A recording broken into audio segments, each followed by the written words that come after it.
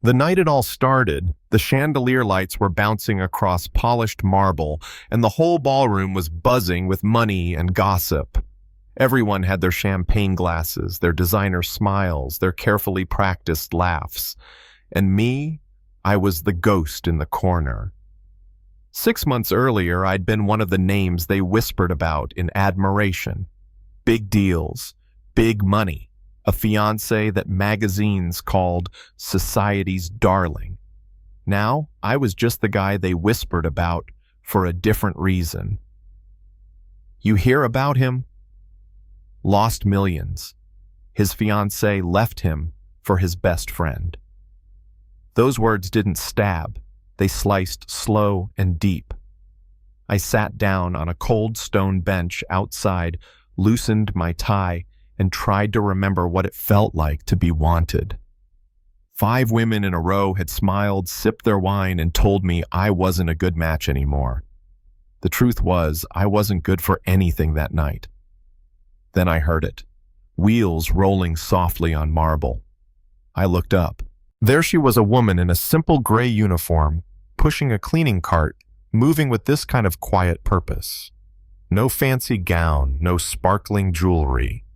Just kind eyes, dark skin glowing under the courtyard lights, and a presence that felt more real than anything inside that ballroom.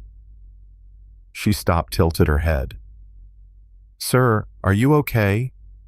You look like you could use some water." That question, so plain, so human, broke something open in me. I wasn't used to people asking if I was okay without wanting a piece of me in return. I muttered, "I'm fine, just needed some air." But she didn't buy it. She reached into her cart, pulled out a small bottle, and placed it in my hand. "It's been a long night. Trust me, I know how these events can be." Her name tag read Maya Collins. She sat down beside me like we'd known each other for years. Been cleaning up after these people for 3 years now. You'd be surprised how many of them sneak out here just to breathe. She smiled. God, that smile. It wasn't rehearsed. It wasn't calculated. It was sunshine on a night I thought would never end. I asked if she ever wished she was on the other side of that ballroom door. She shrugged. Sometimes. But then I see how hard they work to keep pretending, and I think, maybe I'm better off just being me. Money can't buy peace of mind. For a moment, the noise inside faded, and I felt something I hadn't felt in months, calm. When she finally stood up, I didn't want her to leave. She leaned on her cart and said, "I take my break at midnight in the staff room. Not fancy, but it's real. If you're still here, you're welcome to join me." That hour crawled by slower than any board meeting I'd ever sat through. And when midnight hit, I found myself in a tiny staff room with mismatched chairs, vending machine coffee, and a woman who split her sandwich with me like it was a feast. "You look like someone who hasn't eaten since breakfast," she teased, sliding half toward me. I chuckled, embarrassed, but took it anyway. And for the first time in forever, I told the truth. I lost everything I thought made me, me. My company, my relationship, my identity. She didn't pity me. She nodded. I've been there. Lost my job once, thought my life was over. But I figured out I was stronger than I thought.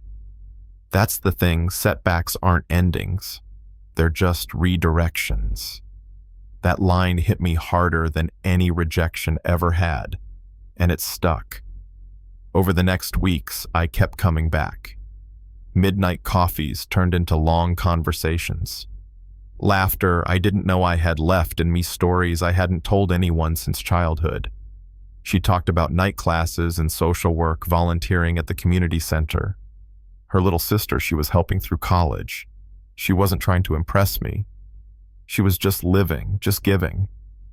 And I wanted to be part of that. One Saturday, she dragged me to the Riverside Community Center. "If you really want to stop feeling sorry for yourself," she said, "help somebody else. I was terrified. But handing out pancakes to tired families, helping kids with homework, listening to strangers' stories, it did something to me. It reminded me what it meant to be useful. Week by week, my suit and tie became jeans and t-shirts. My obsession with stock prices turned into excitement about Miguel's coding project or Mrs. Garcia's job interview. And Maya, she was always there, steady, strong, showing me that success wasn't about accumulation, but contribution. Then one night, under the dim lights of the hotel courtyard, I blurted it out. "I think I'm falling in love with you." She froze, studying me with those sharp, kind eyes. "Adrian, I care about you too, but I need to know this isn't just gratitude or loneliness. I need to know you see me as an equal, not someone you're saving." I grabbed her hand, heart pounding. "You don't need saving. If anything, you saved me. You showed me what strength actually looks like." She softly smiled. "Then maybe we both saved each other." But I wasn't completely honest. I hadn't told her the full truth about my money. When I finally admitted that I wasn't just a failed businessman, but still worth tens of millions because of my company's rebound, she looked at me like I'd shattered something fragile. 50 million, she whispered, backing away. "Do you know what this looks like now? Everyone will think I'm just the janitor who got lucky. I didn't tell you because I wanted you to love me, for me.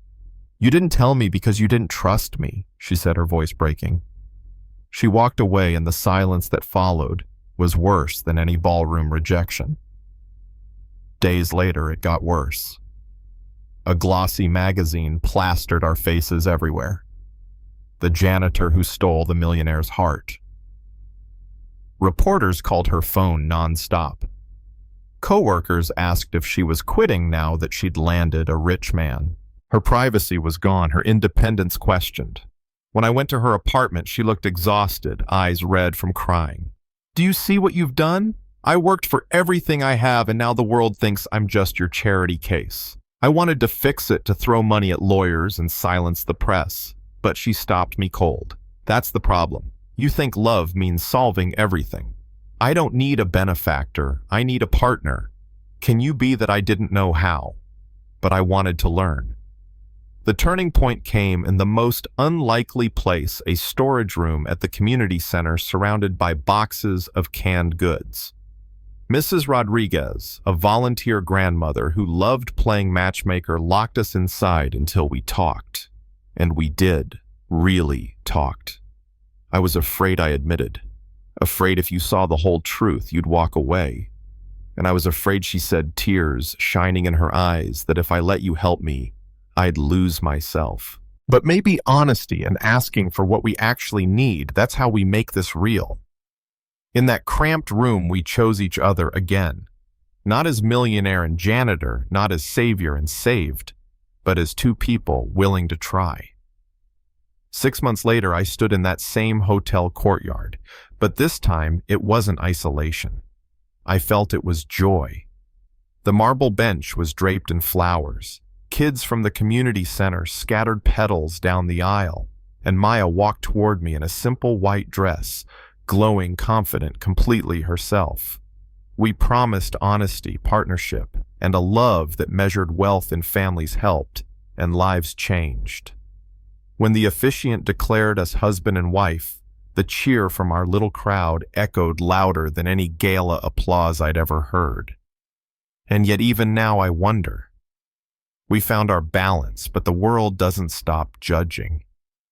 People still whisper, was she after his money?